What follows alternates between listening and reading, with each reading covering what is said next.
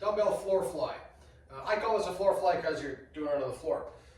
It's an entry-level exercise for any kind of flying pattern, simply due to the fact that when you're on the bench, it's possible to overdo it, right? We can push this arm out way too far into abduction, and then we start getting compromised joint structures and tendinous insertions through the shoulder and pectoralis.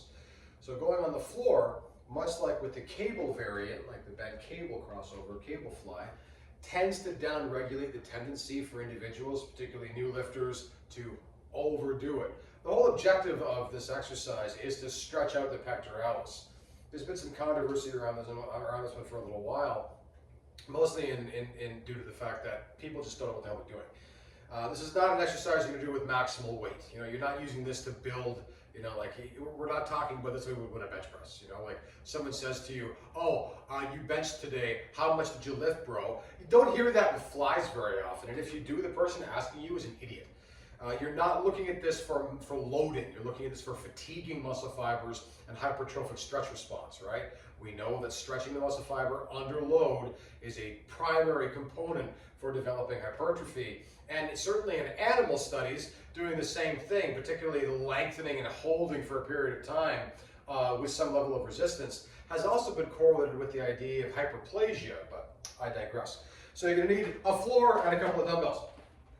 As always, when you're thinking about getting in position for this, you want to make sure that you're setting up appropriately. So I tend to like putting the dumbbell on my knee and then using my knee as my lever to get myself into position. And lo and behold, I end up where I need to be. If we don't do it that way, what I see people tend to do is kind of like, and fall back. With little 15-pound dumbbells, it's no problem. Do this at 25, it's not going to feel so nice. And now we still have to press up into position before we get to where we want to go.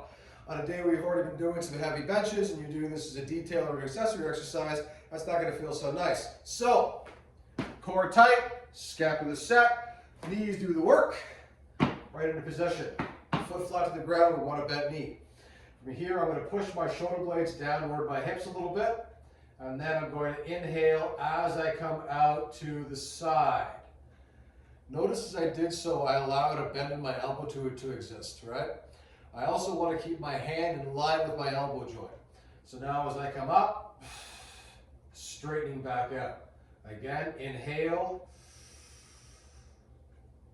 touch the ground, exhale, coming back up.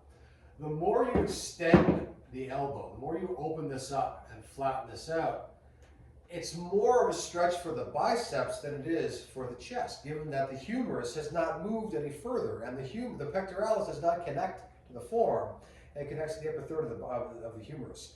So I see people, you know, like bringing the weight up too far, right? Thinking they're helping their chest. They're really not. They're just stressing the olecranon process far more so than it needs to be. So we want to have a reasonable bend. You know, in terms of degree, we're talking somewhere in the 10 to 15 degree range. And again, exhaling up. At the top of the movement, I don't want my shoulders to lift up off the ground. I want to keep my shoulder blades in contact with the ground. I'm not maintaining quite as much tension through my lats as I would in a heavy bench press, but I still want to protect that shoulder joint, particularly as we're moving it into a reasonably open position. Exhaling back up. Another common error that I see is in terms of humeral roll. So people will come down, and when they do, they let this roll out. So they let this external rotation happen, and now the hand is no longer in line with the elbow. As an example of what that looks like, what we're trying to achieve is this. But what I see people do is that, right? See how the elbow is now out of line with the hand? We want to keep them in line, right? Out of alignment, in alignment. So we're not allowing an external humeral rotation here. Main reason, just way too much pressure on the medial epicondyle. If you have not had golfer's elbow, it's not a fun time, you don't want it.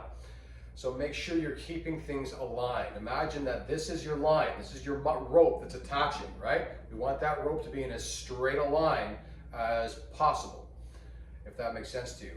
I don't want to have this out of line position. Inhaling as you come down with control, making sure you're not climbing into your ears, lats stay engaged. Exhaling as you drive back up. That is your floor fly.